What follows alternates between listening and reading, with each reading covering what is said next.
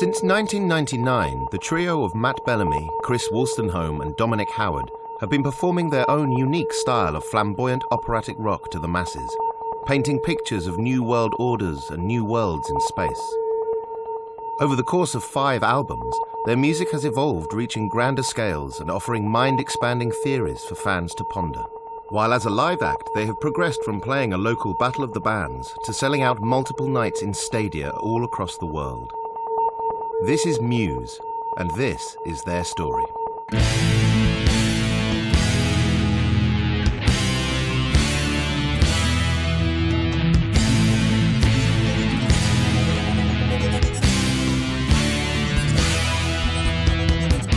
I'd say Muse are probably, one of the biggest bands in the world, both stylistically and musically.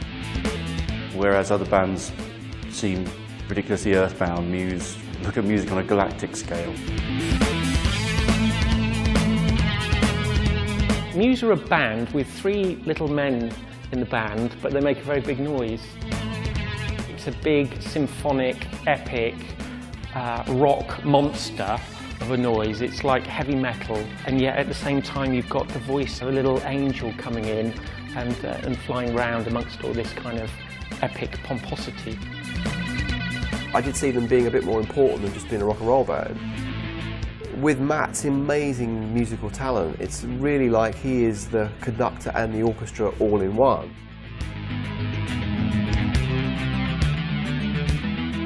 They're a really ridiculous band in many ways. They're the kind of band that shouldn't work. There's all these different ideas thrown into the pot, the kind of bombastic, kind of quite pompous ideas, huge guitars, lots of electronics, prog influences, glam influences, all these things chucked in. It should sound ridiculous, but it sounds fantastic.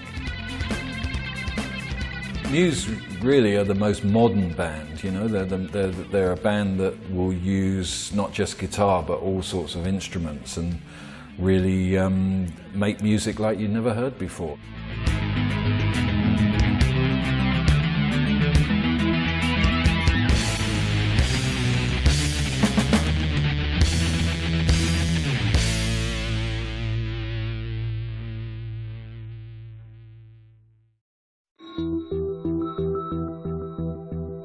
Teignmouth, on the south coast of England, is a quiet seaside town not known for its musical pedigree.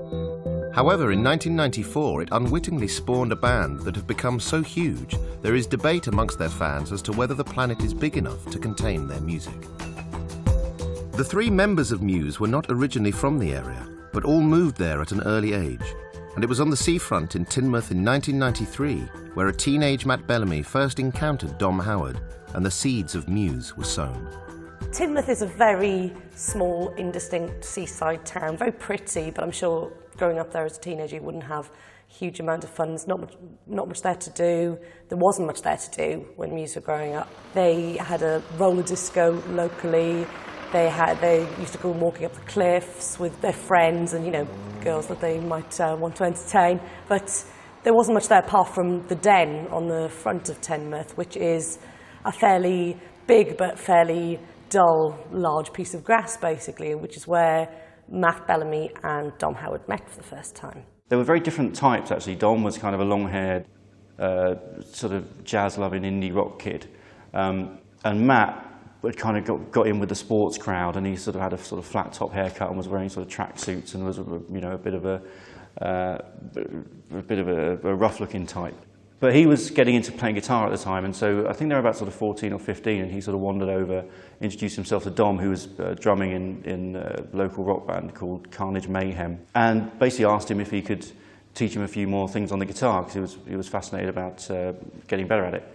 And so they started playing together in Carnage Mayhem. Dom got him an audition for the band, and Matt got taken on, and basically between the 2 of them, they scared off everybody else that ever wanted to play with them, because all they wanted to do was play these massive, great prog, punk, scary noise things, and so they sort of basically became a 2-piece after a while. All the rest of the musicians in town didn't want to play with them. Carnage Mayhem became a band called Gothic Plague, and Chris got sacked from the band that he was in because he was a fan of Status Quo, and Gothic Plague needed a bassist. So I think I think the first time Chris had ever played bass was something like 2 or 3 days before he was asked to join. With the lineup of Gothic Plague established, the band set about creating their own sound and styles. Their influences came from various different genres, from classical to heavy metal, and it was all to have an impact on the eventual sound of Muse. Matt was into hip-hop, which we wouldn't necessarily think now, but he was into hip-hop. He wore shell suits, he wore high-tech trainers, he was into Derek B, he was into kind of, some American stuff as well. But Dom was very different from him. He was into Nirvana, he had the grungy hair, he had what Matt referred to as new age trousers. They were as different kind of people as you could imagine, really. And soon enough, Matt wasn't wearing the trainers anymore, and he was getting into, bands like Mega City 4 and the Senseless Things, and that's where their sound came from, really. Matt's upbringing had sort of two major strands to it. I mean, it had the musical strand, which came from his dad being a member of the Tornadoes, who had one of the first transatlantic #1s with Telstar back in the early 60s.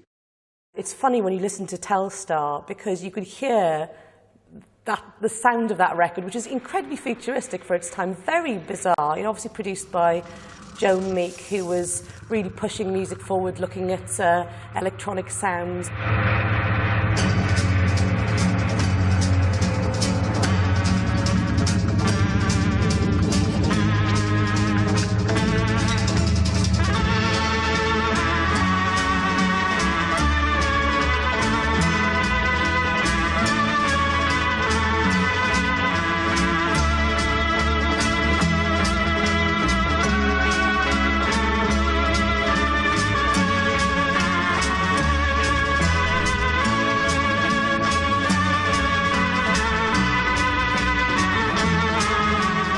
It still sounds now in 2009 very weird.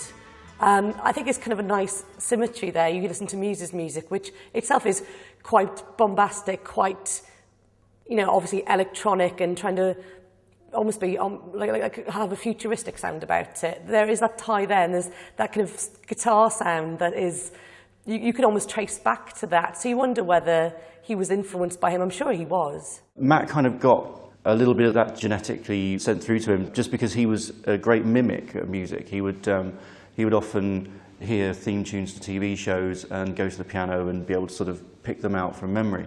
So there was always a lot of music around, and his dad would sort of introduce him to the likes of Robert Johnson, all sort of blues stuff, and some 70s rock things. I got round on my mind.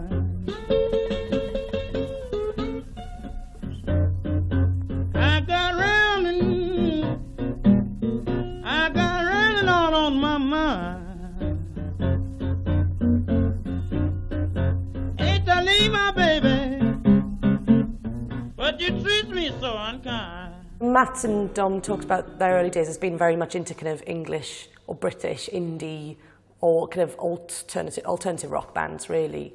Obviously, you get the sense that Matt has always had quite a wide music taste outside any kind of rock. He always liked classical music. He played the piano, he'd pick things up. He used to listen to older records. But I get the sense at that time they were more into the music that was going on around them. As they got older, their tastes broadened and developed. And there's always been that sense of adventure about what they're into. And also, he had an unusual upbringing in the fact that his mother, well, both of his parents really, were quite spiritual people, and they would often hold seances. I mean, they would play with Ouija boards a lot, which opened his eyes to lots of ideas about life beyond death and what you're actually connecting to when you go into spiritual realms. Obviously they got together at a very young age, which not many bands do these days. Bands get together when they're a bit older, or they're put together by a Svengali, but Muse met when they were teenage boys, and young teenage boys. After playing a few early gigs around Teignmouth as Gothic Plague in 1994, Matt, Dom and Chris, still only in their mid-teens, decided to take part in a local Battle of the Bands competition, where they performed as Rocket Baby Doll. Despite their appearance being intended as a form of protest, the outcome proved to be pivotal in their career. Well, the Battle of the Bands was it's gone down in legend, really, in Devon musical history, because they changed the name to Rocket Baby Doll like the night before the gig or something, and because Matt had seen some sort of Japanese anime program. They sort of went on stage, sort of done up like the Manics, all makeup all over their faces, and basically just tried to make as much noise and chaos as they possibly could. And they instigated a stage invasion, and they won the competition just because they were so crazy.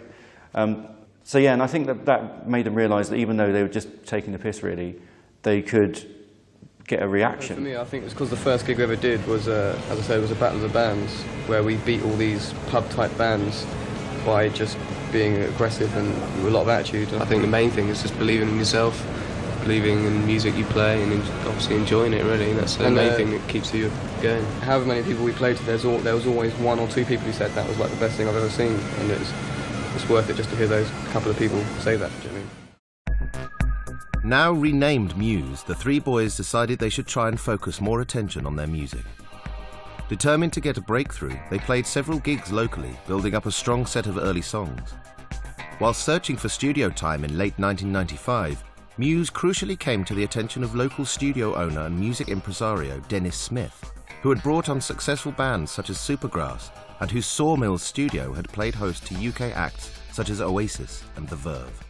Dennis Smith was a kind of local hero, I get the sense, obviously down in Sawmill studio in Cornwall. And a friend of his had heard about Matt's piano playing, wanted to get him involved on a project. Dennis Smith heard about that then, but Matt was way too young for him to get in touch. But I think he kind of kept his ear open, and a few years later, when Muse had done a little bit of touring around the local pub circuit, they put together a Muse demo, recorded largely by Matt's dad, and that got to Dennis Smith. He went to see them regularly for about 18 months before he decided that they'd become good enough for him to sort of mentor them a bit. What I think is very interesting about his involvement is he obviously saw the potential in Muse, but wouldn't give them a bit of studio time, wouldn't give them the break that he could give them. It was now 1997, and Smith took the fledgling band to his studios, where he set them up with engineer Paul Reeve, who helped them record their first EP, known as the Muse EP. Smith had felt that Muse were the perfect band to bring into his newly formed company, Taste Media, which he had established in 1996 with business partner and long-term music industry professional Safta Jaffrey, which had the sole purpose of bringing on new acts. Dennis had mentioned to me about these three kids he knew in his local area in Teignmouth, because Dennis was based down in Devon, although the studio was in Cornwall. And he played me some early demos, which I thought were very promising at the time. And I suggested that he put them in the studio and we'll just watch over them. Dennis offered the band sort of free time whenever any bands weren't using Sawmills, and they could go in there and record demo songs there, on the requirement that were they to get big and huge, that eventually they would pay him back for the studio time. But eventually that sort of built into a full-on business relationship.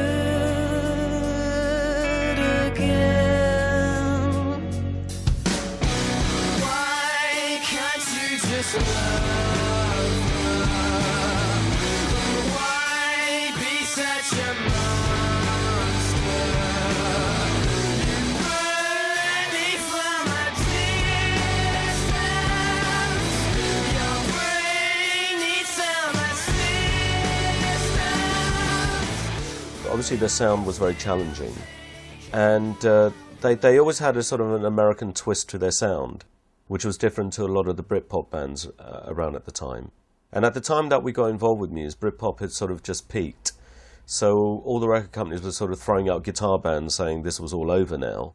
There wasn't any prevailing trend. Obviously Britpop had come and gone, and all the Britpop bands were making either ridiculously over-the-top records like Oasis did with Be Here Now, or they were making records like Blur did, which are kind of almost like a come down from Britpop.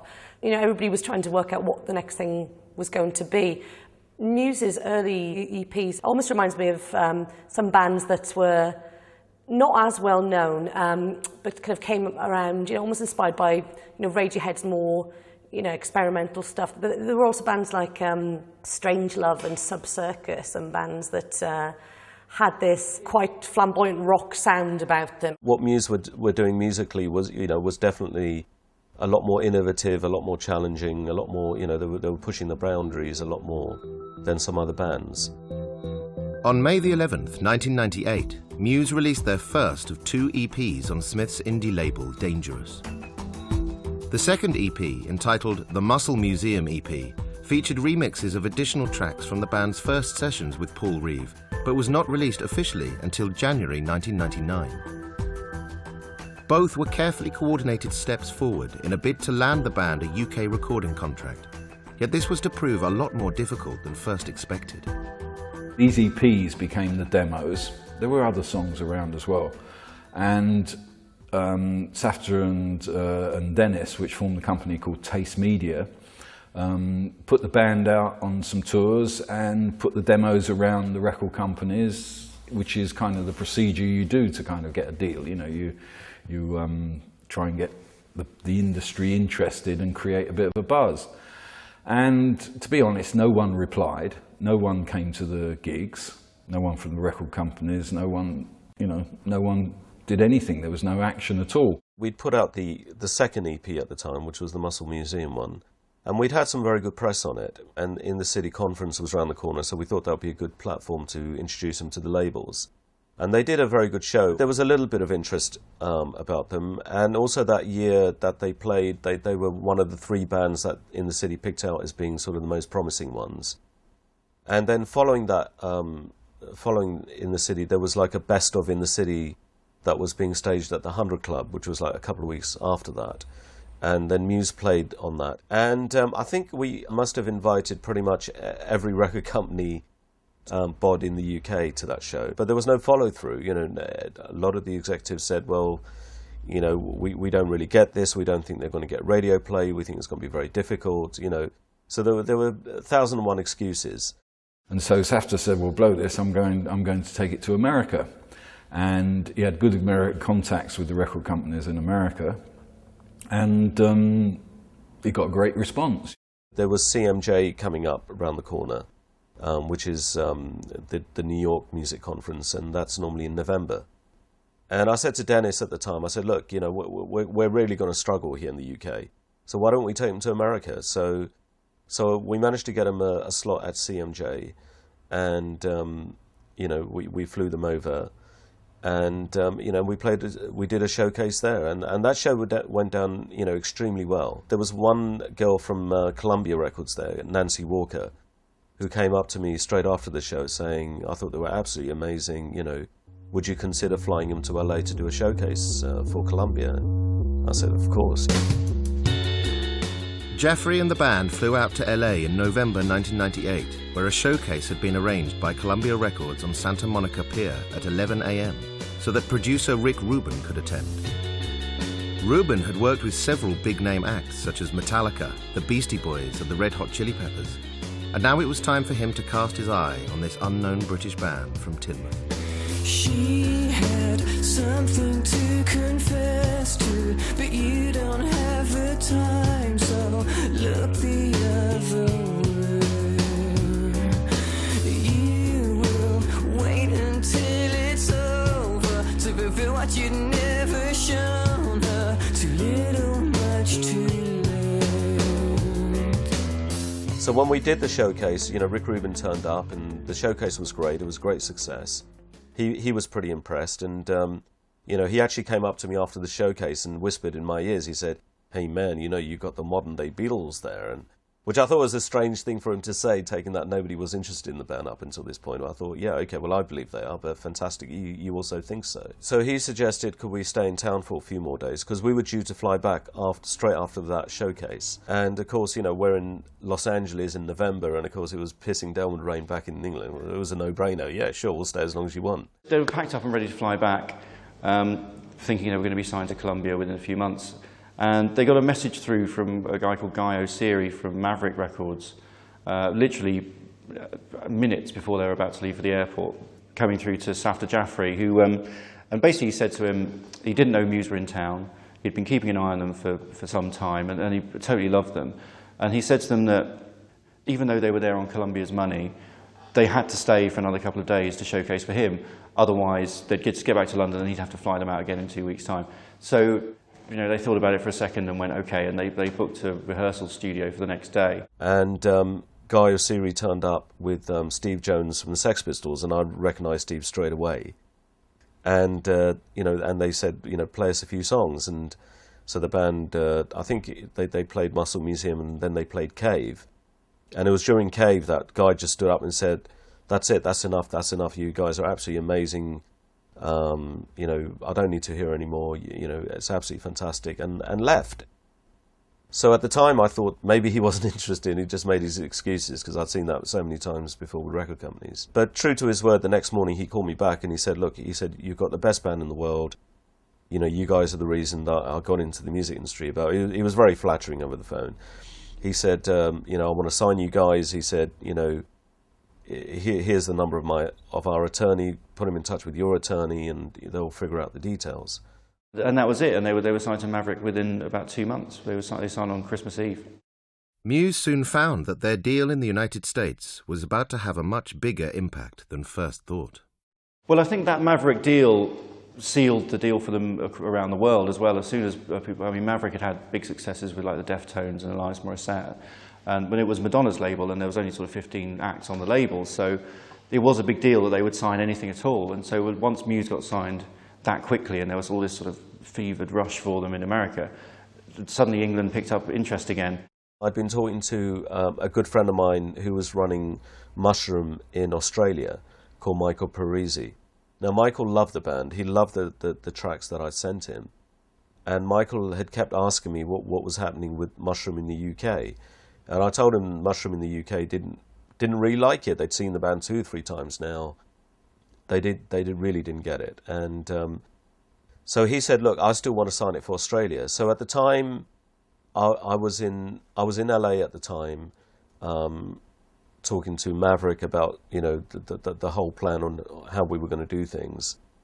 And Corder Marshall, who was the MD of Mushroom in the UK, had just visited Mushroom in Australia and was travelling through LA and wanted to meet with me to tie up the Australian deal. So we met up at the Sky Bar at the Mondrian, and I remember this quite clearly because we were talking about the license for Australia. And he turned around to me and he said, what about the UK? And I said, well, you didn't want the UK. He said, well, I want it now. I said, well, okay. And I said, all right, well, if you want the UK, and I sort of scribbled some notes on a napkin that was nearby. And I said, well, if you want the UK, this is going to be your deal for the UK and Australia. And he said, well, that's very rich. And I said, well, Cord, if you want the UK, that's going to be the deal. So he signed the napkin, and that's how we ended up with Mushroom in the UK. The contract with Maverick had not only enabled Jaffrey and Muse to strike deals in various territories worldwide, including the UK, but also funded the band's first album, Showbiz. The great thing about doing the deal with Maverick was that the fund that we managed to negotiate from them, the advance fund, was to make the album the way I always thought it should be made, and I always had John Leckie in mind to make the album. And so the fund allowed us to do that. John Leckie, obviously in the 90s, was the go-to producer ever since he produced the Stone Roses' first album. It was one of those albums that really formed this idea of Britpop. So to go to him, was a good idea, because you can imagine them almost wanting to pick a certain person to kind of hone their sound and make a statement. With Showbiz, some of the songs were already recorded because they'd recorded these 2 EPs. I guess they'd done about 8 songs on the EPs. And so what we did really is have a meeting and went through all the songs they'd already recorded and the existing songs that they'd kind of demoed, and chose what to reactivate from the EPs, from the originally recorded stuff, and what to redo, what to cut live again, So we used Rack Studios in St John's Wood in London, and re-recorded, I suppose, about 5, 6, 7, 8 songs, I think. John had been very much part of, the family, if you like, and he'd already made a good, strong, relationship with Matt and the boys. And they talked about how they would, go ahead, and plan the recordings. So the whole recording process was very smooth, very little input from us. I mean, we basically just trusted them to make the record. Showbiz was released in October 1999 and fused classical flavours with strong rock melodies. Yet the album also contained an underlying darkness that was present from the opening track, Sunburn. Well, with Sunburn, it's a piano track, really, and I think Matt quite liked the idea of confusing the audience, of thinking that Muse was a guitar band, and here was the first track on the album, and the first sort of minute or so of the record is just the piano. Another corporate show, a guilty conscience grows. I'll feel a guilty conscience grows. I'll feel a guilty conscience grows. That's where I think with that track, Matt was really finding his piano style, and I was always amazed at how he could play, because he'd sit for hours playing that part and just, kind of seeing how to play every note on the piano, starting at the lowest and going all the way up, and it's virtuosity, really. He was into really classical music. He was into Berlioz quite heavily. These sort of doomy masses that I'm not really sure how he came across them, but that sort of led him down all sorts of orchestral and classical music directions. The dark feel of that track with the piano was kind of what we kind of went for, really. And one of the tricks I used, I can remember, was I had what's called a throat mic, and it's actually used in a tank, it's a military microphone that you strap around your throat, and it just picks up the vibrations of your vocal cords. And it was all kind of battered, but it's from the war, and it was kind of khaki coloured, and I'd used this for vocals before. And when we were doing the piano, I thought, well, what happens if I just put that in the piano? And we actually just laid this microphone on the sounding board of the piano. And that gave it a kind of dirty, gritty sound, because we didn't want it to sound too classical or too clean or anything. She burns like the sun. I can't look away. She'll burn our horizons. Make no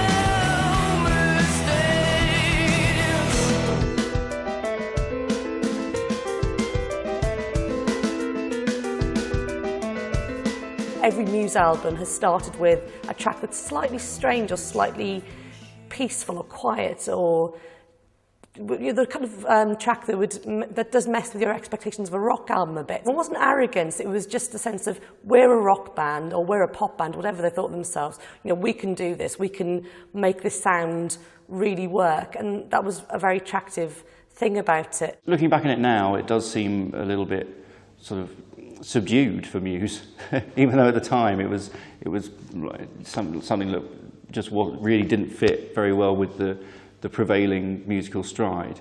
Everything in music was very sort of plodding and down low, and this was this massive, great sort of operatic noise rock thing. Back then, the boys were in their early 20s. You'd imagine a first album to be a little rough around the edges, a little raw. There are tracks on that record that sound so confident. Tracks like Uno, which just sound like, they're prototypes for a Bond theme almost.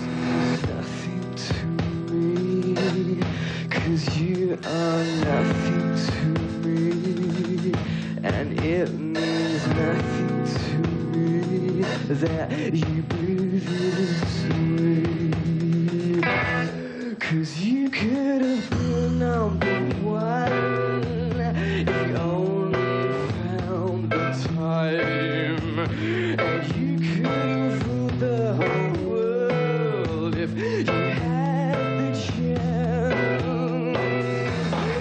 You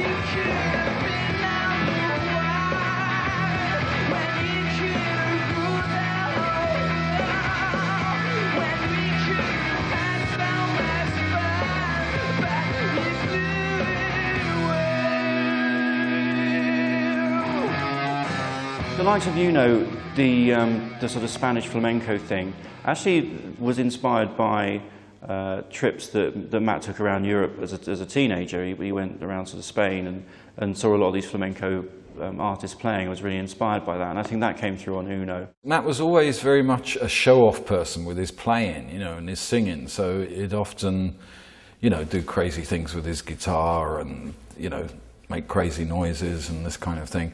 So, I just encouraged that, really. I encouraged him to do that kind of thing. Having worked with John all those years, I just knew that, that he would make the record that we would believe in, the sort of record that the band would need to make.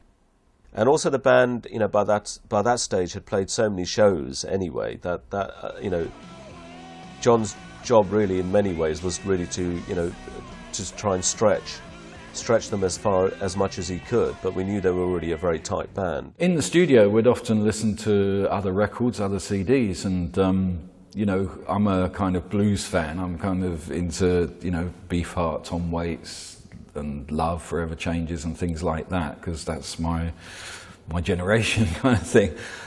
So yeah, I did introduce. We would play Tom Waits, and of course Matt was just astounded with that voice, because it's so different to his voice, and he couldn't believe that someone could sing like that, and it could actually be put on a record, So he was quite, and Captain Beefheart as well. I mean, he was very into, not just the voice, but Troutmouse Replica, the crazy sort of rhythms and things. So I introduced him to that.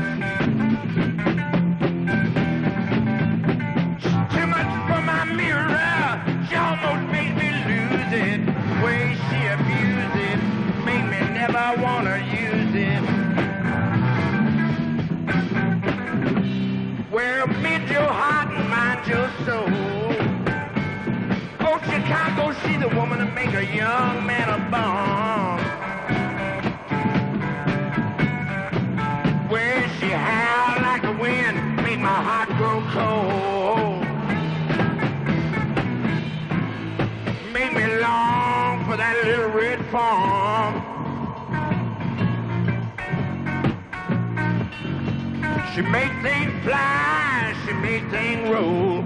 She got me way over here and I'm hungry and cold. I remember he came up to me once and said, "Jimi Hendrix, what should I be listening to? I've heard of this guy, Jimi Hendrix. He's meant to be a good guitarist, isn't he?" I'm like, yeah. And, what track should I be listening to? What should I be getting from him? So he was quite naive about, his taste in music and what he'd heard before. While single releases Sunburn and Uno, along with Muscle Museum and Cave, promoted Muse's style of flamboyant rock, there was also room for more thoughtful and tender themes, as demonstrated in the track Unintended, that was released in May 2000. Unintended sounds very different to the other tracks, obviously, because it's acoustic, because it has that almost a kind of softness about it. It sounds very young, it sounds very tender, which are qualities that we wouldn't necessarily relate to Muse today, although there's always been elements on every one of their albums that shows that they have this different side to them. You can see in that track the roots of everything up to almost the symphony off the new record. There's that sensitivity that they obviously want to express, as well as their bombastic nature. And it's a very early example of that. I think it's a very sweet song.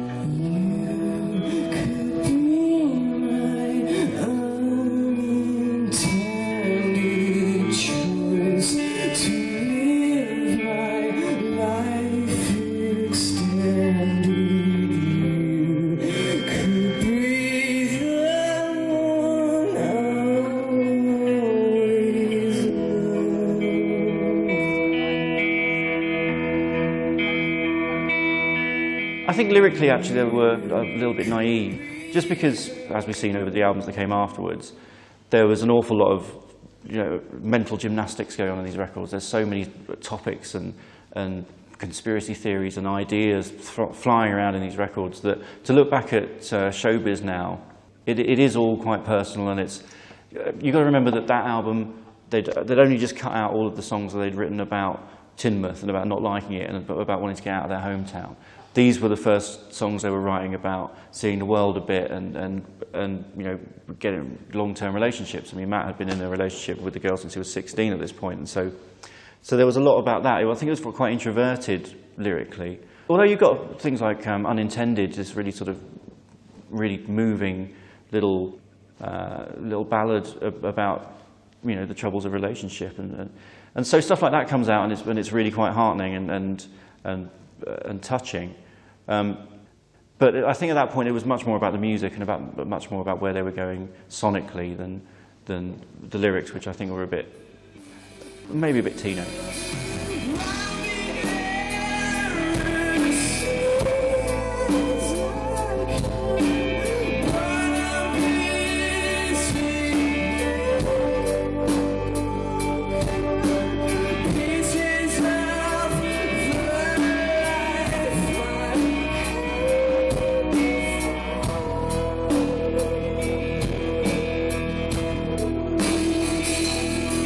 They were extremely mature for their age, to be honest. I mean, they were, what, 17, 18 at the time.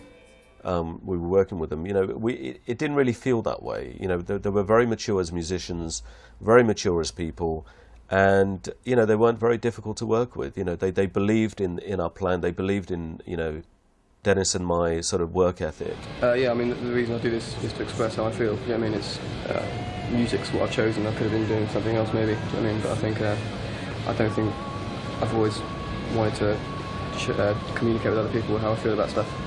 I thought the album was fantastic. You know, obviously we'd been popping in and out of the studio while they were making it. But, you know, I think it was the debut album they needed to make. You know, I thought it was fantastic. I think it sort of showcased where the band were at the time of their career. I think John had stretched them as much as he could.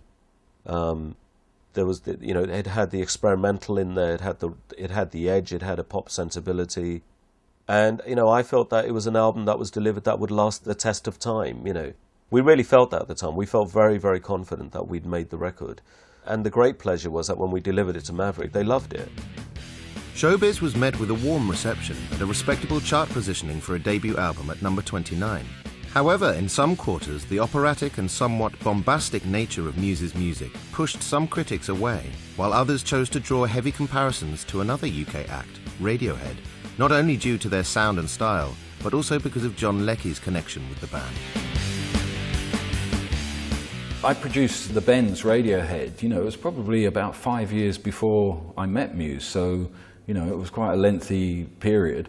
And during that time, you know, I'd had lots of offers to work with a lot of bands, you know, bands, American bands particularly, who wanted to be Radiohead kind of thing, and I'd turned them down. And to be honest, Muse, I didn't really think they were like Radiohead influenced, you know. They were more into Metallica than I think Radiohead. Can't get the stink out. He's been hanging around for days. Comes like a comet. Suck at you, but not your friends. And then he'll get to you and teach you how to be a holy cow. You do it to yourself.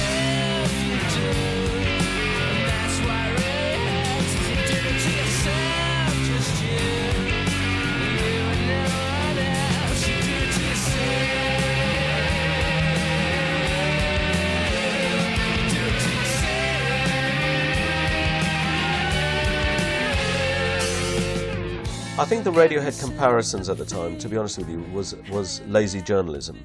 I think there was one or two journalists who came out and said it's a little bit like Radiohead, and he sounds a bit, he's pretending to be Tom York. And I think the comparisons really, at the time I said to the boys, this is a compliment, because number one, Radiohead are a great band. You're being compared to one of the best bands around right now. And also Tom York's a great singer. And Matt, you're a fucking great singer too. So those comparisons are great. I was actually quite surprised when the reviews came out and journalists, you know, were comparing them to Radiohead and, you know, just like dismissing them and saying, oh, they're just Radiohead copyists. And I thought it was quite sad, really. Despite these comparisons, Muse were well on their way. From the beginning, they had always toured heavily, and on the back of their first album, Muse continued this. playing as many festivals around Europe as possible, and also venturing into Japan and the United States. However, it was something of a coup that Muse suddenly found themselves supporting two of the biggest names in American rock music at the time, the Red Hot Chili Peppers and the Foo Fighters. When we finished Showbiz, you know, they did tours around the UK, but what Safta and Dennis did was put them out into Europe, you know, because they'd done deals with record companies, independent record companies in France and Germany and Scandinavia, and part of the deal of signing the band, licensing the record, was that they would provide tour support. What really changed them, I think, was going out to Europe, which would have been year 2000, I think, and they supported Red Hot Chili Peppers and Foo Fighters. Well, the tour with the Red Hot Chili Peppers and the Foo Fighters came about after a show they played at the Bercy in Paris with both those bands. And they got on really well, and the bands were blown away by them, and I think they went out with Dave Grohl afterwards, who was a big hero of the band, obviously being Nirvana fans, and got hammered like for hours and hours in various places. So as a result of that, they landed the opening slot on this American tour that was about a month long. I was amazed we got it. I mean, we really fought hard to get it. I mean, I remember a guy called Bruce Floor, who was the A&R guy for the Foo Fighters, calling me up and swearing down the phone saying, you know, I don't know how you got your band on this tour. He said, I couldn't get one of my own bands on, and Foo Fighters are my fucking band. But he said, you know, but it was a fantastic achievement to get that tour. But for the band, it was a great growing up process because, you know, here they were, you know, playing in America for the first time, playing in sheds in front of, you know, we're talking about 20,000 people on some shows.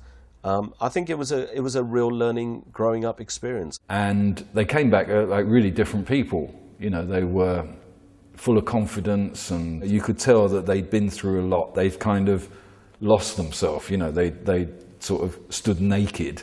They'd lost everything, all their clothes and everything. And, you know, from that, they became strong as people, you know, and particularly in their playing, you know, when you saw them playing live and in the studio, it was much more stronger, more forward, you know, more confident, and the whole thing just went up a level. As soon as they'd finished recording Showbiz, Matthew already had probably another 50 songs in his head.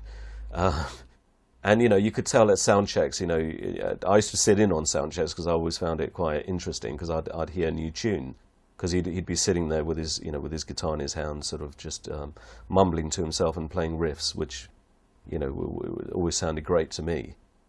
So you know, we were encouraging them to road test songs on the road because, number one, you'd get an audience reaction, see how well that was going down, and number two, they were crafting that song at each show.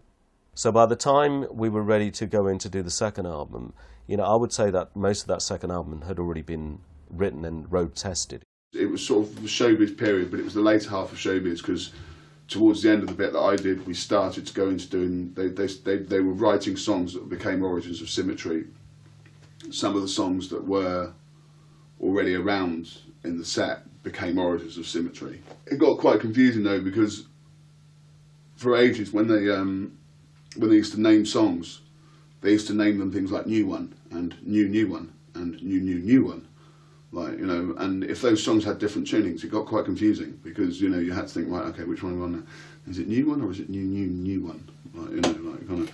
So that kind of got a bit confusing. So, I mean, I suppose, yeah, towards the end of Showbiz, into the beginnings of Origins of Symmetry, and I believe, you know, we did some of the, we took the gear into the studio to do some of the early demos for what became Origins of Symmetry. But what we decided to do was to try and, you know, break out and put them in with a different producer, just to see what else would happen. So at the time, you know, a good friend of mine, a producer called Dave Bottrell, who's renowned for working with harder rock bands, you know, he'd worked with Tool. We'd approached him, and you know, and he was already a good fan of the band and made a good connection with Matt. So we put him into Ridge Farm Studios here in Dorking, England, to record 4 of the key songs: Plug-in Baby, Newborn, Dark Shines, and Bliss. What I was personally expecting was going to be a much more sort of concise sort of rock pop record, because I remember first hearing Plug-in Baby at one of the French shows, quite early on in the Showbiz tour, so soon after the album came out, and it was quite frustrating for me because everyone else had thought of them as this sort of big bombastic prog band, really. And then there was this nugget song that I knew was there, and for me it made every Muse gig was utterly unmissable, and you had to go because Plug-in Baby was going to get played.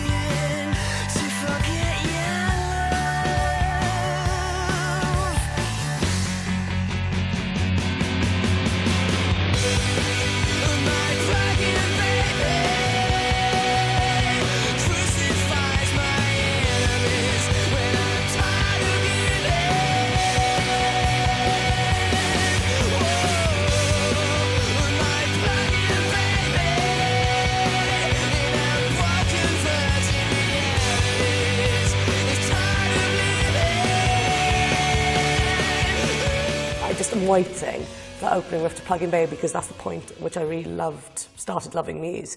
The whole album as well has a kind of harder sound than Showbiz. It's got more of a kind of rock flavour about it, really. It's almost like they know that they're getting somewhere with their sound, and they're almost like chomping at the bit. They want to do more. But there's obviously lots of interesting electronics there, and there's interesting uses of instruments like the mellotron, and there's these seeds of almost an interest in prog and psychedelia that you can kind of hear starting to come through, but it's a much more American-sounding record. It's a much more rock-sounding record than some of the others.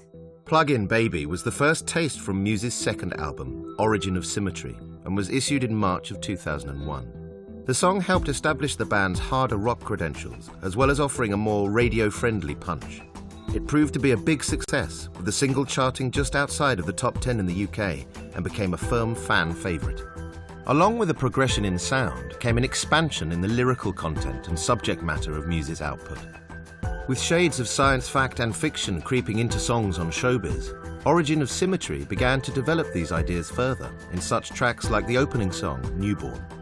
Well, Newborn is an interesting track because, again, it's a track that kicks off the album, and it's a track that, again, is not necessarily what you'd expect an album to start off on. You know, I get the sense the Muse always want to go, we're not going to do the obvious thing. We're going to do something that's going to, you know, mess your mind a bit. There's something slightly mystical about Newborn. It's almost hypnotic, and it's driving, you know, bringing you in with its riff, and it's bringing you in with the strange sounds that it's creating.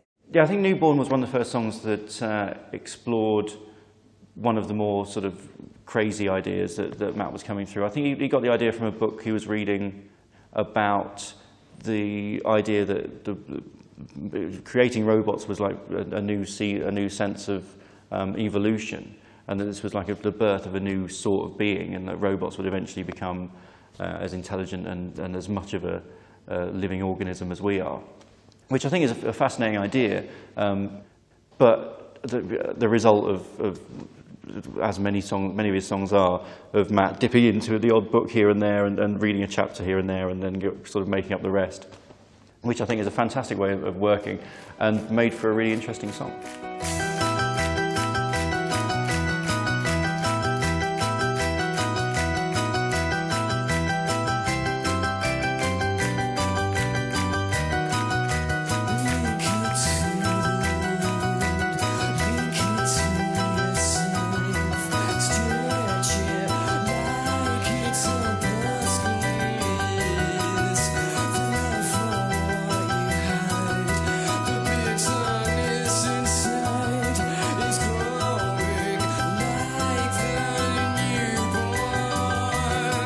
I think the elements of bringing more piano into the songs was something again Matt had been doing live, so it wasn't too much of an alien thing for us, and it wasn't something that I remember consciously mentioning to any of the producers to do less of. But what was important was that they still wanted, they still very much were a rock band. So, and I don't think that the rock edge went away. I think, if anything, the piano just added more melody, and it just gave the sound a lot more depth. So I don't think it really took away from anything of what they were. If anything, it added a lot more, and we were all for it.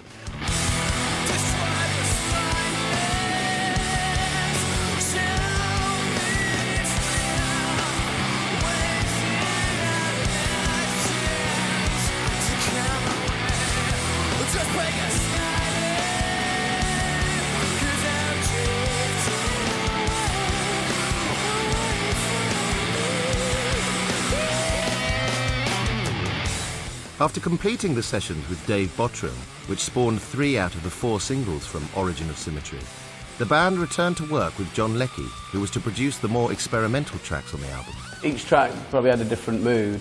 Tracks like Screenager, which was, again, took to a totally different kind of angle with Dom playing lots of interesting percussion. We wanted to get a kind of spooky, strange, kind of mysterious feel on it, and we didn't want to use regular drums, didn't want to use their usual instruments. And so a mate of mine had some old drum kit, an old rusty Ludwig drum kit, and resonant sort of snare and things, and I borrowed the old drum kit, and I used to have, there's South American shakers, and they're actually llamas' toenails, and they're actually toenails from cattle all strung together on a string, and you put them around your wrists and shake. When you play guitar, in a lot of South American, they put these shakers around their wrists, and when they strum the guitar, you get the rhythm going with the shaker. And they loved this, and we were going to get some human bones, and I think we did get some animal bones from the butcher, and boiled them up and bleached them, and banged them together to create this sound, and just generally created a spooky sort of mysterious atmosphere.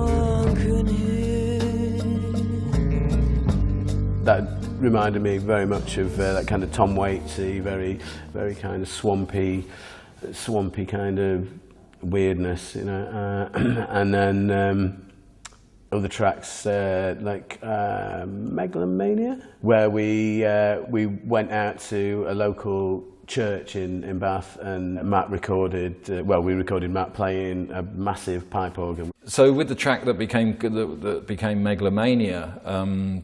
It always had, the demo, I think, or when Matt was playing it live, he'd have this organ, da-da-da-da, kind of fanfare thing. And he said, come on, we need a real church organ on this. We don't want to use just a keyboard, Let's find a good church organ. And so we jumped in the car, and as we're driving through Bath, he goes, stop, look, there's a church, stop. And he jumped out the car, ran into the church. I went off to park somewhere, and Dom and Chris are in the back. And as we walked into the church, opened the church door, there's Matt playing the organ. And he'd walked in, and the organist was playing, and he walked straight up to the guy and said, can I have a go? And the guy said, yeah, sure. And as me, Chris and Dom walked in, and there was Matt, with all the stops out playing this organ. He said, it's great, this is what we use. And so I had to talk to the vicar and, just arrange a fee. We gave him a few £100 for the, church fund, And about a week before we were due to go in to record this, the vicar had contacted me and wanted a copy of the lyrics of the song, of what the song was about. I hope you understand, he said. I said, oh yes, And so I said, Matt, you got to write these lyrics out for the vicar, or else we can't use the organ. And of course Matt hadn't actually written the lyrics yet, so he scribbled out some positive kind of nice love sort of lyrics, and I sent that off, and the vicar read them and said, oh yeah, that's okay, very nice poetry, you know.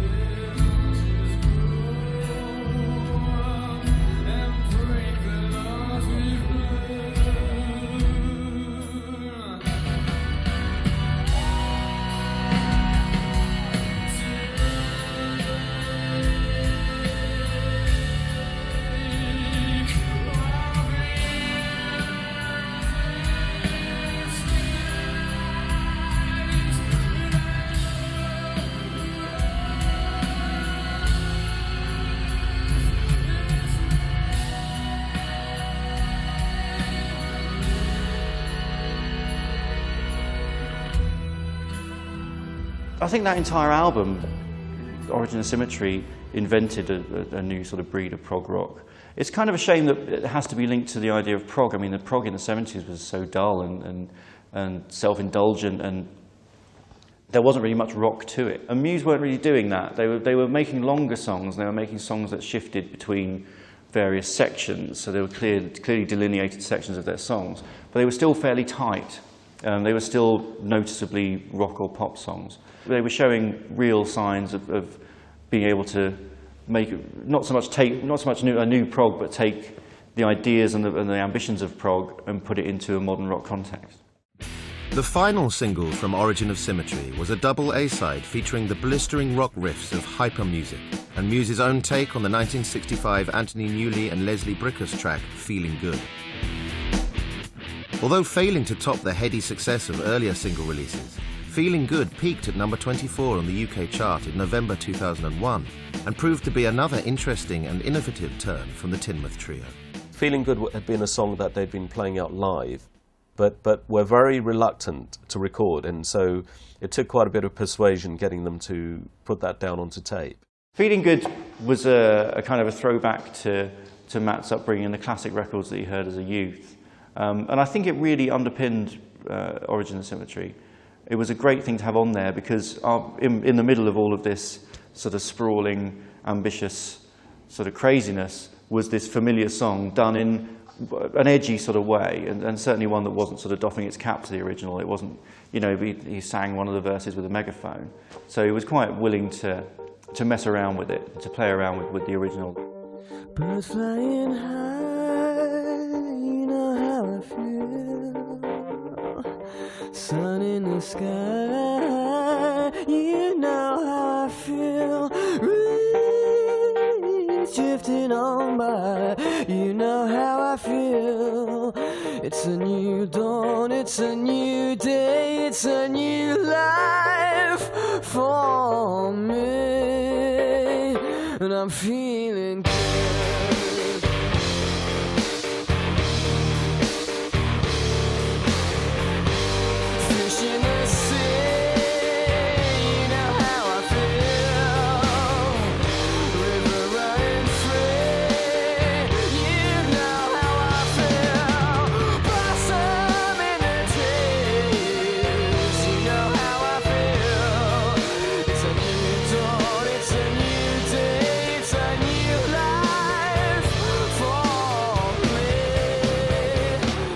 That blew me away the first time I saw it. It blew me away, like, and it's the way, you know, the passion in the breakdown and just the way they do it. And I've now been out and I've seen smaller bands covering that song in Muse's style because they almost think it's a Muse song, like, you know, and yet, you know, it's a classic jazz song. So obviously, you know, they've influenced people drastically. After we delivered Origin of Symmetry to the US, the band had already become a successful band here. I think we were gold here with Showbiz by the time we delivered Origin of Symmetry. And so in Maverick's head, there was still this young British band that they signed that hadn't really happened on the first album. Now, you got to remember, Maverick had spent a lot of money on the first album. Guy told me he'd spent over $1 million trying to break Muscle Museum at radio in America. So having spent that sort of time, money and energy into Showbiz, when we delivered Origin of Symmetry, I think Guy was looking for his pop hit. And when I told him Plug-in Baby would be his pop hit, he said, well, I like it, but it's too raw. It needs to be a lot poppier. And I thought, okay. So he said, can I do some mixes on it? I said, yeah, sure, have a go. So he did some mixes on it and played them back to us, and they were horrible. You know, he'd pretty much taken all the guts out of the records. And I said to him, look, you know, I appreciate what you're trying to do here, but this sound isn't the band. You know, you've taken out their sound and made them something they're not. The guy, you know, was very shy of it, even to an extent that he decided not to put the record out. So he sat on the record. In terms of not releasing it. And in many ways, that actually worked in our favour, because it allowed us to satisfy all the other territories. Because had Maverick gone after Origin of Symmetry, I think it would have been very difficult to have satisfied, you know, the work touring commitments that were now being put on us from around the world. So in many ways, it worked to our advantage. Despite positive reviews and strong chart positioning worldwide, Maverick was still not content with Origin of Symmetry, and it would not see a US release until 2005. In the meantime, Muse forged ahead with a live album from the resulting world tour. Matt realised that, you know, he had a real connection with the audiences, and because touring was such a big element of what the band, you know, did and what they stood for, you know, he wanted to take touring to the next level. And, you know, we'd come out of the clubs by now. You know, we were touring in our own right. We were doing our own shows. And, you know, so it was time to think about production. And he didn't want to do anything, you know, gimmicky or something that would cost the earth. So we were looking at other ideas. And at the time we got involved, we found this great lighting engineer called Ollie, who was introduced to us. And he had some fantastic ideas that were, you know, at the time sort of quite groundbreaking and suited the band and suited Matt's thinking. And it was also around the time that we were thinking I wanted to capture the band's performances on tape. And so I had this idea of doing a live DVD. The show was coming on brilliantly. I mean, on this tour they had the balls started coming out, the big white globes, which was really exciting. I mean, you'd go and see it. I mean, one time at a festival I actually helped sort of drag them out and throw them into the crowd, which was amazing, because you know what sort of joy it is once you start seeing them coming out. And they had that, and they had sort of these massive, great sort of white cylinders that sort of make all crazy colours. And Matt had amazing little touches, like I'm feeling good. He'd have some sort of glitter in his pocket and just sort of throw it as he sort of finished the piano bit. He'd just sort of throw it and let it fall to the ground. Real showmanship, and you could see that they were an arena band, you know, waiting to really crack that circuit. The visuals and the light shows and everything is really important to me, because it helps enhance the importance and the reference points for the songs as well. You know, because if they're singing, they're fantastic songs, but if he's sitting there in a room with an acoustic guitar, it doesn't take you to that other place. You can hear the song, but actually live, it does for me anyway. It does take you onto other place. And so we chose Paris as a venue to do it, because the French audiences at the time were the most enthusiastic. And the Zenith is a beautiful venue in Paris. And so we planned to do 2 nights at the Zenith, and we filmed both the nights. And we had 35 cameras that we had plotted all over the stage, everywhere. I mean, you name it, we had cameras everywhere. And, you know, we managed to capture that, you know, I believe we captured that energy on tape, you know, on Hullabaloo.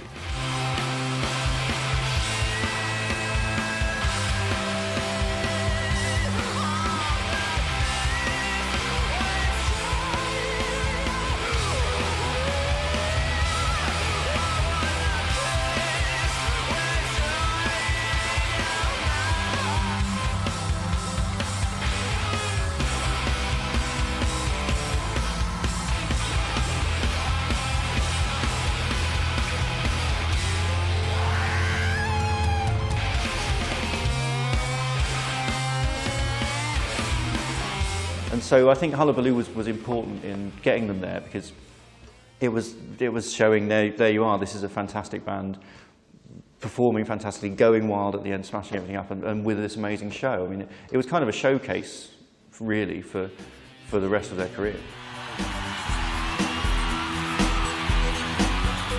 By the end of 2002, Muse were riding high, and going into the new year, they set about planning their third studio album, to be titled Absolution. Having achieved steady success with their previous two releases, the band wanted to progress further and discussed the idea of using a different producer to take them in new directions. Going into Absolution, we had a meeting with the band, and Matt said to me, he said, we want to work with a younger guy. We want someone like John Leckie, but half his age. Oh, Christ, okay. I don't know who that guy is going to be. So I said, all right, well, let me see who I can think of. So again, I went back to Rick Rubin, because I thought, well, he's one of the greats. So I said to Rick, Rick, who's like the best new kid on the corner that you rate? And he looked at me and he said, well, you know, Rich mixes all my records, and just walked off. I thought, Rich, who the fuck is Rich? Okay, so then I found out that Rich was this guy, Rich Costey. I always wonder how Muse managed to go a step further every time, because they didn't start as a small, shy, sensitive band. Absolution, obviously, they brought in Rich Costey to produce it, who had, background producing Rage Against the Machine, was involved with Audio Slave. So that suggests that he knows how to bring a kind of stronger, more fierce sound out of a band. Rich was sort of trying to convince them to do the whole album with him, but they also wanted to do some massive orchestral songs on the record. So the first sessions they had were with Paul Reeve, who'd worked with him on Showbiz. And they hired in a massive orchestra, and they did about 5 songs. Apocalypse Please they did, and Butterflies and Hurricanes, and Blackout, and a few others. But they didn't really quite work out. So in the end, Rich Costey sort of came in and did pretty much the whole album, apart from 2 tracks. And I think with that album, they really nailed it. I think they nailed it properly as far as reining in the more extreme, sort of progressive sort of sprawls into digestible chunks. You get the sense of the band were working very hard on their songs and their songcraft, and kind of tying up the ends of different things, and trying to present something that was really beautiful but really striking at the same time. Absolution featured a strong complement of different styles and sounds that would maintain the Muse ethos, yet also appeal to a broader audience. This was something that Safdar Jaffrey had been keeping in mind since the issues that had occurred with Maverick on the previous album. Absolution's got a good mix of melody, harder edge, depth. I think it's got elements of everything that I think we were trying to achieve at the time. And also in the back of my mind, there was America. You got to remember, Maverick had still been sitting on the record. And by the time we delivered Absolution, I'd managed to walk out of the deal with Maverick, because there was this clause in there that said that if they hadn't released it within a certain period of time, that we could walk out the deal. So we'd already served notice on Maverick. And I'd already made a decision that I wasn't going to shop another deal in America until I had the third album in my hands, because I didn't want to have the same experience again.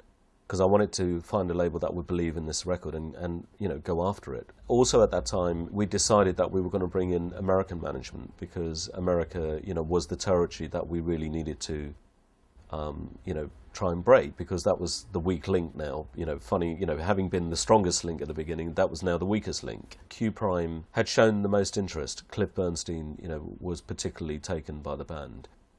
So the moment Q Prime had shown the interest to be the US management, it had become pretty clear that the deal was going to go to Warner Brothers.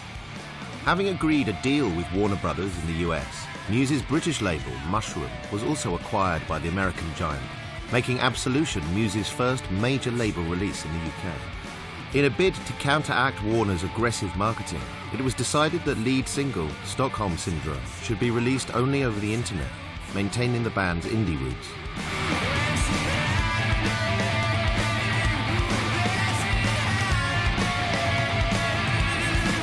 With the Stockholm Syndrome release, you can see this is an example of Muse wanting to stretch the boundaries, not just musically, but also as technologically, as far as the industry is going. That was one of the first download-only singles, I think.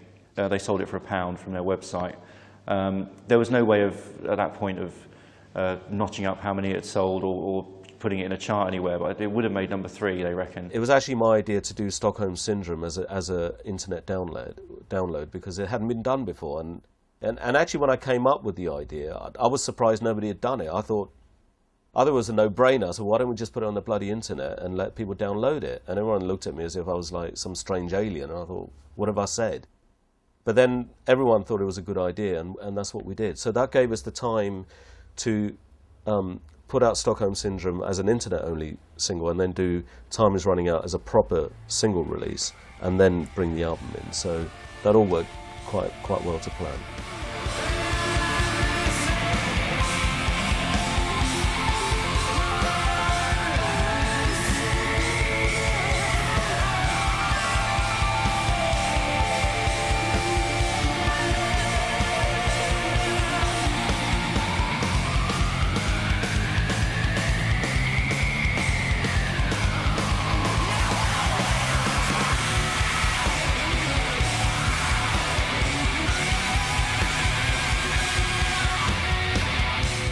Muse have always been obsessed with fear, paranoia, extreme states of emotion. You know, even in their early records, you can hear that kind of sense that they're drawn to these subjects. Absolution was the first album in which they properly started to engage with these ideas. Thinking back to 2003, when Absolution came out, there was this sense in society that, you know, what was going to happen with the world. You know, obviously, Matt has always been influenced by, you know, writers like George Orwell and people who've written, you know, quite apocalyptic or dystopian narratives. But back in 2003, you know, Britain was in a very strange place. The war had just broken out in Iraq. The popular protest seemed to finally people were saying popular protest isn't working, and 2 million people have marched against the war and nothing has changed. There was this sense in youth culture definitely that, you know, there's nothing we can do. It was interesting the themes that, again, Matt was picking up on, because 9/11 and the Iraq War kind of turned his attention away from the string theory and the sort of space, sort of the strange planets full of like aliens that were coming and creating life on Earth, which was what he was talking about a lot on Origin Symmetry, to very sort of human, political things on Absolution. And Time Is Running Out was the poppist element of that. Time Is Running Out is a song that always stands out for me. When the chorus bursts into life, you know, what's really great about them, you know, kind of saying things like time is running out, you know, kind of, which is such grand statements and terrifying statements, but they say it in a way that everyone can join in. I mean, the video itself was showed a sort of some shadowy war cabinet sort of controlling the world, and a lot of the lyrics on the album were inspired by. He was looking into the Trilateral group and the Bilderberg group and people like that, and you know, these shadowy collections of people with power who are supposedly ruling the world.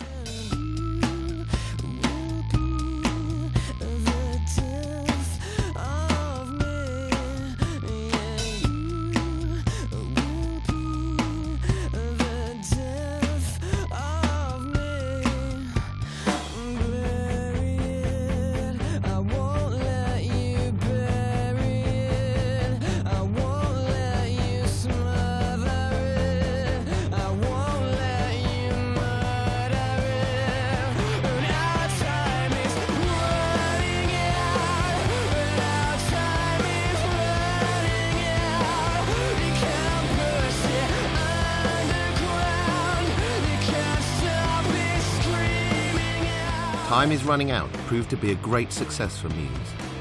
Released in September 2003, it was the band's first US hit and also their first top 10 record in the UK, reaching number 9. I think Time Is Running Out is one of their best pop songs. I think it was a very accessible gateway into the album. There's songs dotted all through Absolution that are kind of there to underpin the fact that they're a great tune band as well. And then Hysteria is one of them, and Thoughts of a Dying Atheist. You know, they pop out like every sort of 2 or 3 songs. It's just a classic, great, you know, rock pop song. And I think Hysteria is one of them. And then hilariously, As far as I'm aware, it's one of the only charting songs about the female orgasm.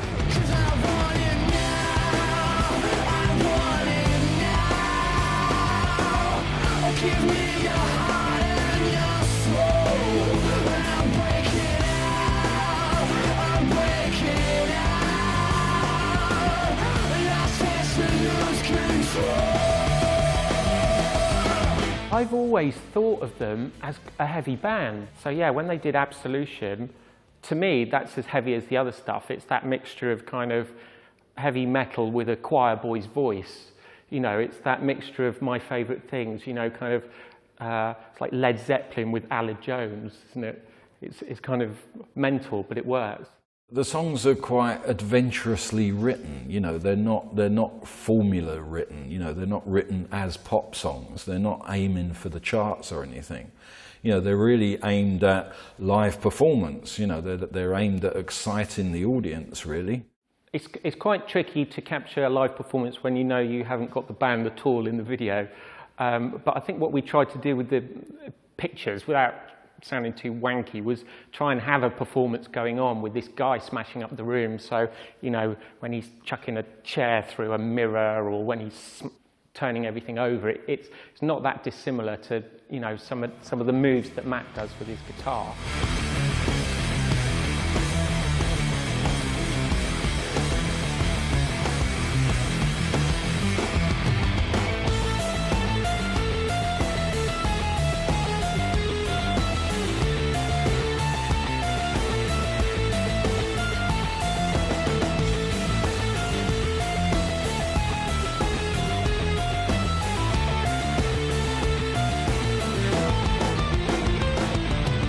That time that record came out, I mean, it was, you know, it's like a meteorite hitting rock, really. I mean, at the time, all the music that people were listening to were, you know, the Strokes had come through, and the Libertines were happening, and there was a real sort of a return to kind of fast and jangly, sort of tuneful, quick rock.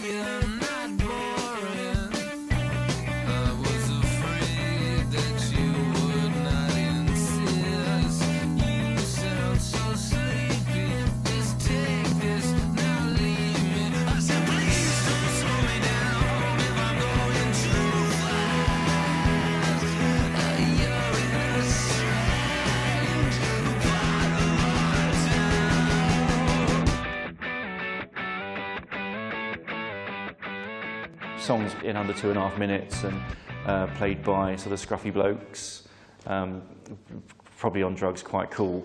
And this was something completely out of that world. I mean, this was, you know, it was Supermassive, for a better word. And the other sort of post-Radiohead bands, such as Coldplay, for instance, had gone down a much more mainstream route. Coldplay actually very good friends with Muse. So yeah, I mean, they were far out. They were literally on their own planet at this point, and that in itself sort of laid the way for them to become a stadium act, really, and they really stood out so much that people started looking at them as festival headliners.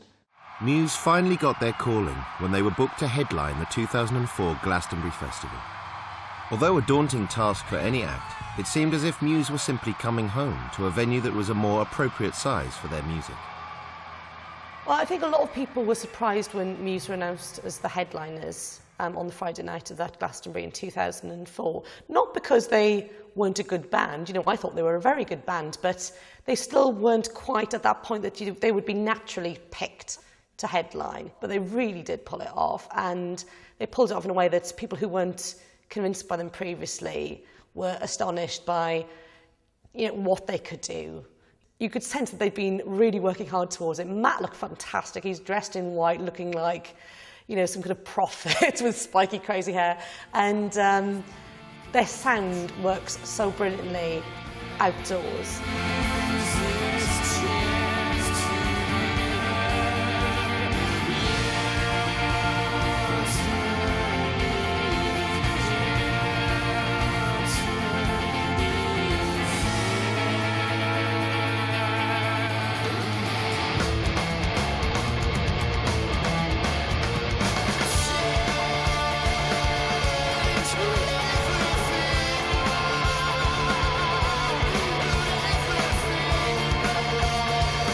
I saw it, and it was absolutely incredible.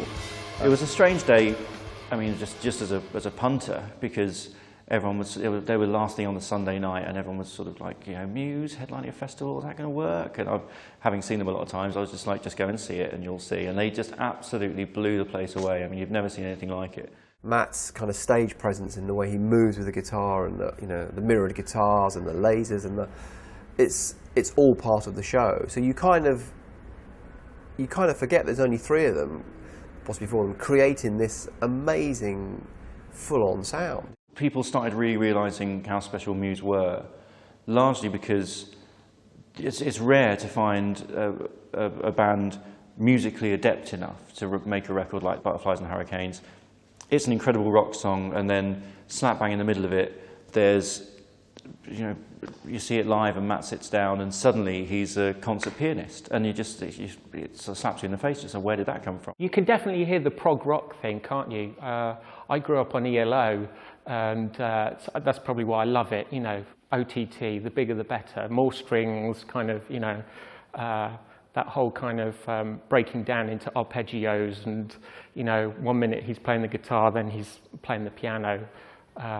It's definitely very prog rock, isn't it?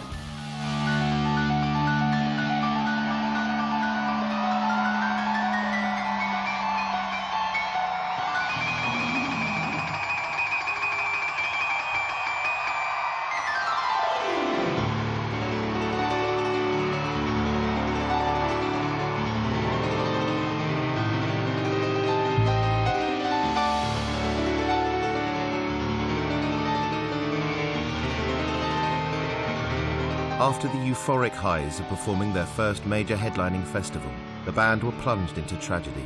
When only an hour after Muse's set came to an end, Dom's father died suddenly backstage from a heart attack.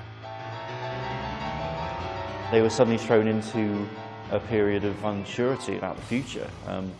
They cancelled a show or two, and they all went back to Devon and to be there for Dom. And Dom wasn't sure if he wanted to carry on in the band, and it was a tough time, and the band almost split up, but I think it brought them together more than anything. As a result of that, they realised what they had as a group. But Muse were not finished yet. The overwhelming success of Absolution around the world had meant the band now had license to explore their potential even further, venturing into new sonic textures and expanding their themes and lyrical content. The following year, they returned to the studio and in July 2006 released the triumphant Black Holes and Revelations, which was to go on and become their most successful album to date. They disembarked to a haunted chateau in France and sat there for 2 months with no contact with the outside world whatsoever, and talked about the apocalypse. Grew beards and got quite dark for 2 months. And they made a record there which they didn't really understand. It was sort of these massive, great jazz workouts that just seemed to sprawl over, and they couldn't get their heads around it. They'd just jam away, and they'd have these jazz side projects and play their songs as jazz bands, and it was an unformed mass of stuff they came out with, so that needed focusing, and then they ended up in New York, which saved the record and made it to the brilliant record it is today. When the album was being promoted, I was desperate to get a copy of it. So we were sent the album on headphones that wrapped around the back of your head, and you had a little switch inside the headphones that you could play it on. Obviously futuristic, slightly weird, dystopian. I loved it. So I'd be sitting on a bus listening to this insane music. You know, it was, you'd be sitting on the back of a Routmasters, I think that we still had then, listening to this heavy, strange sound. Supermassive black hole. I remember hearing that and going, what is this?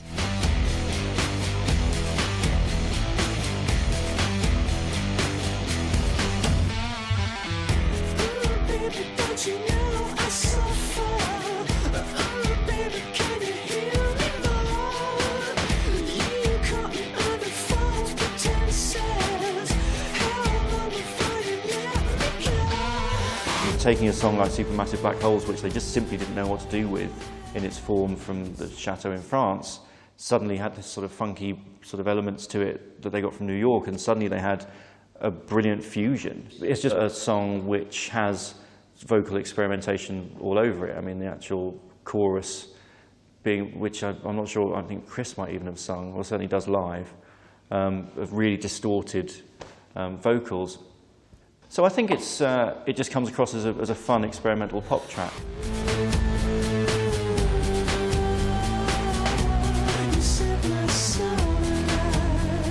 Supermassive Black Hole demonstrated Muse's willingness to expand upon their sound by mixing R&B rhythms, alternative guitar and electronica. As the lead single from Black Holes and Revelations, it also went on to be their highest charting release to date, reaching number 4 in the UK.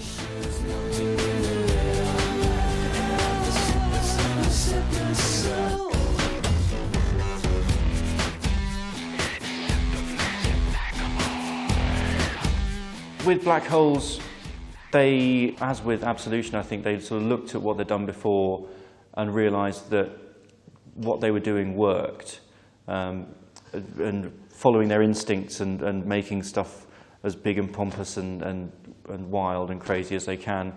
Black Holes and Revelations is like a big, fantastic space opera. That's what it is. It does take you on a journey, you know, like the best kind of concept albums do. I think it's very brave that Muse kind of almost brought back the idea of the concept album when it was possibly the naffest idea ever. It just showed that they didn't care. They're like, we can do this, and we don't care about what's cool and what's not cool. We're just going to do something. Yeah, Black Holes was I agree with that, and I could, you know, you could see the whole thing performed as a musical, couldn't you? As not in a, I hate musicals, not in that nasty way, but in a kind of rock opera kind of aspect of it.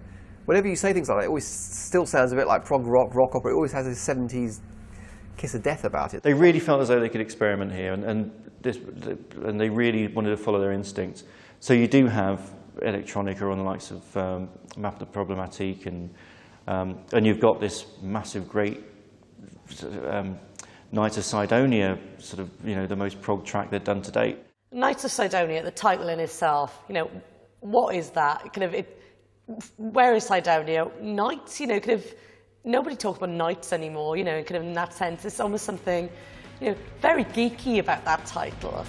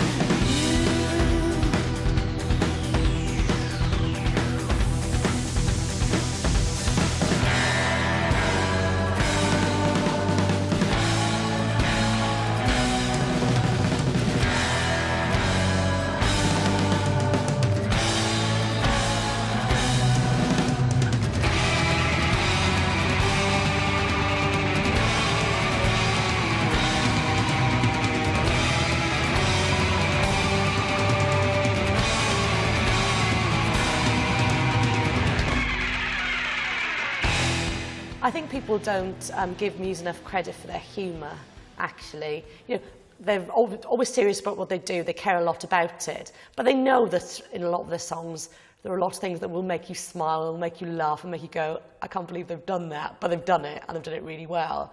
Night of Cydonia being a great example, you know, that makes me laugh every time I hear it, not in a critical way. I think it's fantastic. Any real successful band, you know, I think it's that mixture of, you know, having a laugh, but you know, playing the music and getting it right, honing the music, but with, you know, it's not a 9-to-5 job, you know, where you have to wear a shirt and tie. In the video, you see the band in the video, they obviously are having a fantastic laugh in the video, and I don't think there's anything wrong with music that makes you smile and makes you laugh. Nights of Cydonia video, I thought it kind of went to the one end of the spectrum that is at my least comfortable. You know, that kind of, I mean, it's rock pomposity into kind of quite over-the-top kind of gay cowboy vibe going on. And I think it worked, but it's not the kind of thing that I would make. Matt was always saying, even from the early days, that he wanted to do a track that had a 15-minute guitar solo on it. And when they came up with that, I thought, well, this is it then. This is their big prog track. And to put it out, they put it out as the first single in America, and they started shows with it. And it was literally, this is what it is, take it or leave it, deal with this. And people absolutely adored it because of this massive, great sort of. It's the kick in after the "No One's Going to Take Me Alive" thing. Suddenly, it was made to make festivals bounce.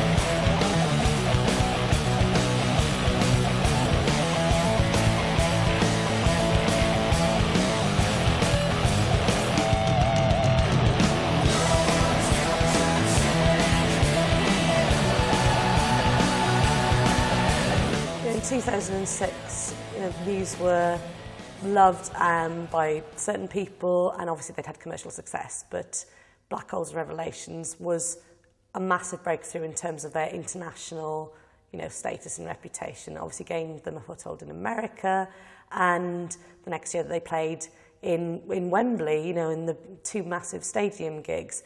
It's funny that is the record that made them accepted, almost as if people went, we can't believe that they keep building on the sound with each record, because the previous records are just as commercial, they're just as catchy, they're just as radio friendly. Black Holes and Revelations is almost a little less so in some ways, because it is heavy, because it is throwing these strange ideas about space and paranoia, and taking them to an even more intense place. But in some ways it's really fantastic that is the album that took them there, almost that people started thinking, well, we do believe them now.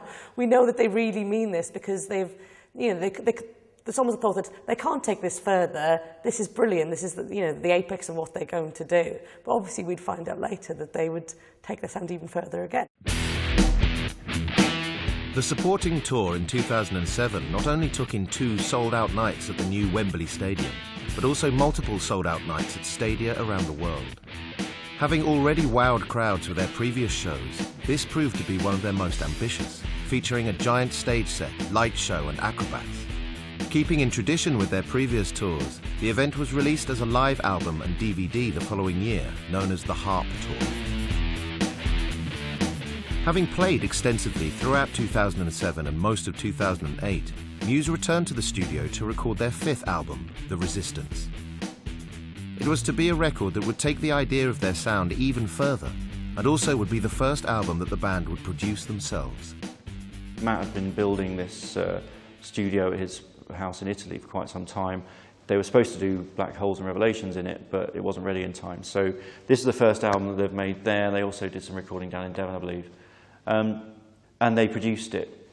So it is very much, this is the first, even though they've always been very hands-on with the production of their records, this is the first one that is completely their work. I interviewed Muse back in the summer, and they were talking about how much they loved working with John Leckie. They were talking about how much they loved working with Rich Costey. But they'd got to a point in their career that they had to do something that shook them up a bit, that made them do something new. So they thought, I know what we'll do.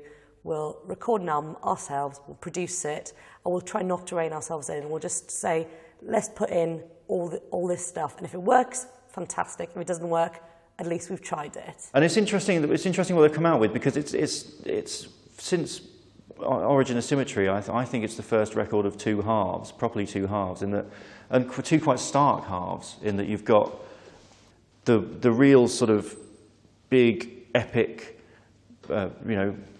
massive tune, well, not even tunes necessarily, but symphonies, if you like. There's a whole sort of symphonic sort of movement on it towards the end. The last 3 tracks are a whole chunk of a record. Compared to possibly what their most pop-sounding records, their most sort of polished, chart-worthy songs. So I'm not sure, to be honest, that it gels all that well. I think maybe it has come under some criticism, and I think maybe because those 2 sides of it jar a little bit, and it doesn't gel as well as the last 2 records have. Paranoia is in bloom, the PR transmissions will resume. I try to keep us all down and hope that we will never see the truth around. Another promise, another scene, another package like to keep us trapped in greed. All green belts wrapped around our minds.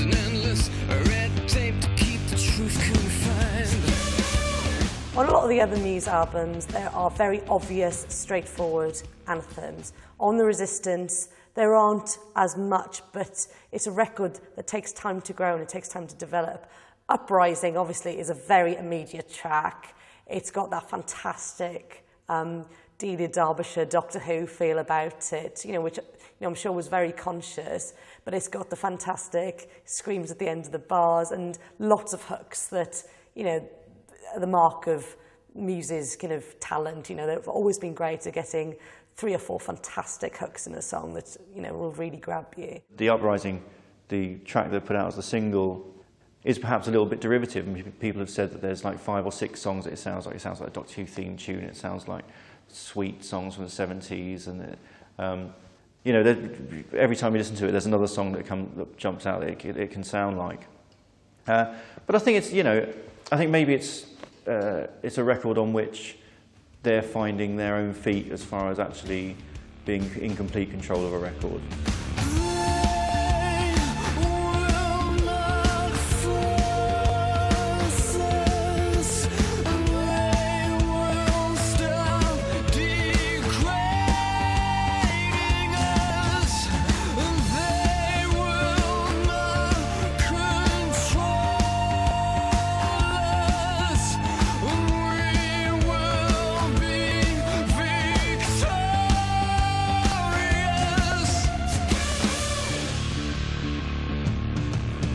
Uprising was the first official single from The Resistance and performed solidly, giving the band their 4th UK Top 10 hit, as well as also achieving a surprisingly high entry on the US Billboard chart without receiving any airplay. The continuing themes of corrupt power and conspiracy throughout Muse's work were more than present on the album, and especially so on the track United States of Eurasia, which tells of an Orwellian future where all the countries have merged into one entity. When I first heard United States of Eurasia, obviously, the title had been mooted before, and there's the obvious 1984 George Orwell kind of reference there. You knew that this was a band saying, right, we know that the Doubters think we're obsessed with these ideas, but we're going to take them as far as we can possibly go with them. And I love it. It did make me laugh the first time I heard it, because I thought it's so nakedly influenced by certain things, especially Queen, obviously. It's a 3-part song, and there's 2 3-part songs that are, stick in any pop fan's mind, which are Queen's Bohemian Rhapsody and Radiohead's Paranoia on Android, with which this shares, some kind of ideas, but almost like this is the 3rd great 3-piece pop song.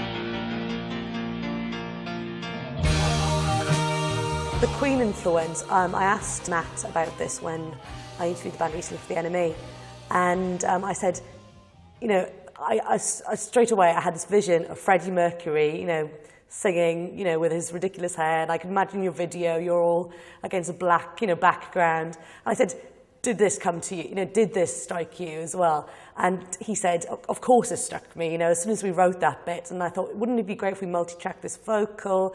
And he said every time the band played that back, they just burst out into laughter, because it was, obviously holds such an echo of, one of the best-known songs, that's ever come from Britain. But soon we will see there could be only one United States.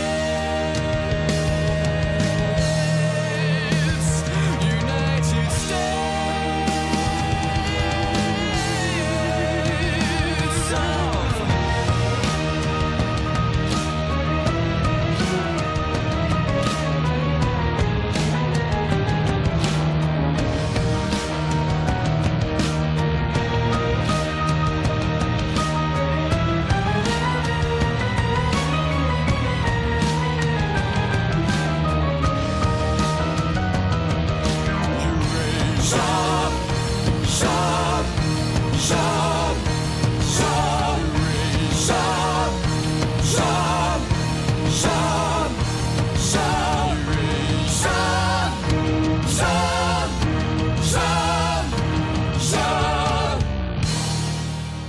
I don't like thinking of any of their songs as Queen tracks, because I think Queen are kind of the side of bombast that I think they should steer quite well clear of. When it becomes just too theatrical and too flamboyant and just a bit crass, I think. But still, I think a great pop tune at the heart of it. Sounds really good. Yeah, it's come different to what I expected it to be a little bit. It's much more interesting than what it first appeared. It's got when I say first appear, you hear the opening line, you think, oh, here we go. Do you know what I mean? You think, oh, that's a boring ballad, isn't it? Yeah. This goes completely away from there, doesn't it? It's almost like the front is almost like a deception of what actually takes place. Well, it's been interesting, the movement on in the themes that Matt's writing about, because on Absolution he started writing about the sort of the control that we're under and the paranoia and the conspiracy theories, but he wasn't really sure, what to rail against. He kind of felt a bit lost in it because it was a kind of immediate reaction to the Iraq War and 9/11, which the record was kind of underway when this was happening. So he was kind of trying to fathom out what was going on. And then on Black Holes, he kind of come to a few conclusions, and he was almost sort of, there were bits of it that sounded revolutionary, and he was finding a voice as far as encouraging people to tear the government down and start something new. And this record is even more in that vein, I think. I mean, this is really sort of railing against thought police, and it seems like he's really trying to make a change and trying to get to people on this record. I mean, you could say that because it's the third record with those sort of themes on it, that maybe he's sort of changed the record a bit. We know that you think that we're under control and we should be worried about it. But I don't know. I think it's an overtly political record, and possibly now he's more sort of confident in what he's saying about these things. Is one with a greater impact, and particularly now that they've got such a big fan base in America, it could they're in a position where they could really change things, and they could really change the way people think about things.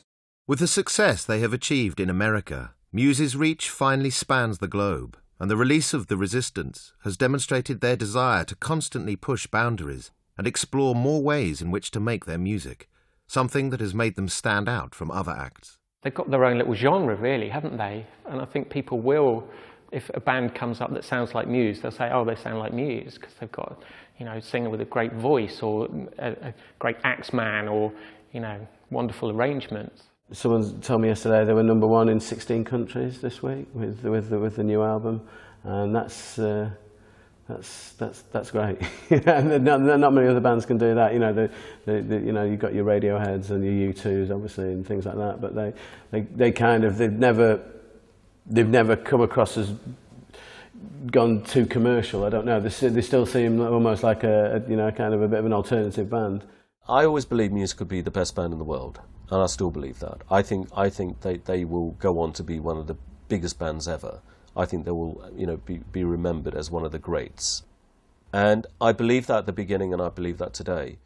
It's hard to think what Muse are going to do next. You almost want them to go and live on Jupiter and play a gig to, 30 trillion people or something like that. That's the only way they could ever reach the summit of their ambitions, I think.